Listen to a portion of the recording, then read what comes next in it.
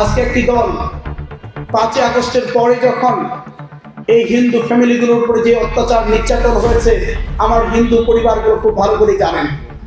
অনেক হিন্দু পরিবার আমি গিয়েছি, তাদের ওই পরিবারের মহিলারা আমাকে কেঁদে কেঁদে যখন বলেছে যে ভাই, আমার চোখের সামনে ওই 5ই আগস্টে আমার পোষা গাভীগুলো যখন আমার চোখের সামনে দিয়ে যখন ওই বাড়ি থেকে বের করে তারা নিয়ে গেল, আমি শুধু নীরবে কেঁদেছি।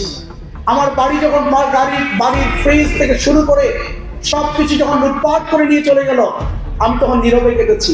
একজন ব্যবসায়ী ভাই বললেন যে আমার লক্ষ লক্ষ টাকার সম্পদ ছিল আমার ওই দোকানের মধ্যে, মুহূর্তের মধ্যে সব লুটপাট করে নিয়ে গেল একটি দলের নেতা কর্মীরা।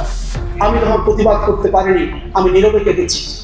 আজকে এই 1.5 বছর ধরে এই দলের নেতা কর্মীরা এভাবে লুটপাটে ব্যস্ত ছিল, এভাবেই তারা স্বর্ণ গহনা আমার হিন্দু পরিবারগুলো থেকে লুটপাট করেছিল, তাদের জমি দখল করেছে, তাদের ব্যবসাও দখল করেছে, তাদের বাড়ি পর্যন্ত তারা দখল করেছে।